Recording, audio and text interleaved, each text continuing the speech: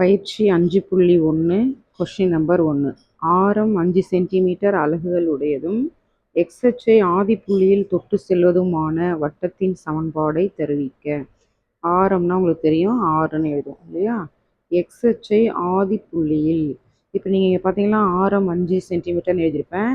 மையம் வந்துட்டு 0, +−5ன்னு எழுதியிருப்பேன். எப்படி +−5 அப்படின்னா என்ன சொல்கிறாங்க, எக்ஸ் அச்சை, இதுதான் எக்ஸ் அச்சு இல்லையா?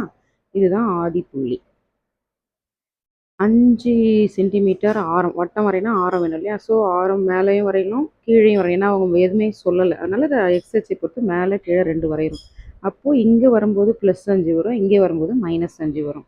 மையம் வந்து 0, அதனால் மையம் 0, +−5ன்னு எழுதியிருக்கிறேன். ஓகே, இப்போது மையம் ஏதாவது நம்பராக 0, 0ன்னு வந்தால் வட்டத்தின் ஃபார்முலா x² + y² = r²ன்னு சிம்பிளாக எழுதிடலாம். இதே மையத்தில் 0, 0 இல்லாமல் இது ஏதாவது நம்பர் வந்தால் இந்த ஃபார்முலா அப்ளை பண்ணணும். ஸோ வட்டத்துக்கு நிறையா ஃபார்முலா இருக்குது. இப்போது மையம் கொடுத்துருந்தாங்கன்னா இந்த ஃபார்முலா, மையம் கொடுக்கலன்னா இந்த ஃபார்முலா.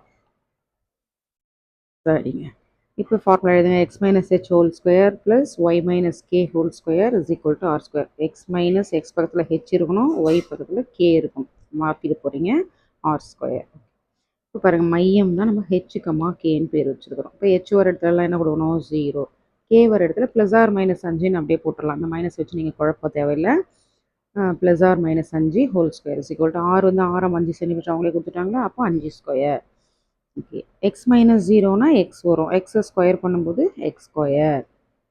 அடுத்து இது பார்த்தீங்கன்னா a + b² ஃபார்முலாவில் போட்டோம்னா இது a² ஆகிடும். 2ab, அதாவது 2y +−5 போடும்போது இது பெருக்கும்போது 10ன்னு ஆகிடுமா, 2. இப்போ +−10yன்னு போடணும். 5 ஸ்கொயர் பண்ணோம்னா 25, இங்கே இருக்கிற 5 ஸ்கொயர் பண்ணால் 25. அப்போது இந்த 25 கேன்சல் ஆகிட்டு மீதி என்ன வரும், x² + y² + r - 10y. So இதுதான் இந்த சம்மோட ஆன்சர். மையம் கொடுத்துருந்தா இந்த ஃபார்முலா எழுதணும். இது மட்டும் தான். அப்படின்னா படம் போடணும்னு அவசியம் இல்லை. உங்களுக்கு இந்த 5 +5 -5 எதுக்கு வரணுன்றதுக்காக தான் இந்த படம். ஓகேங்களா?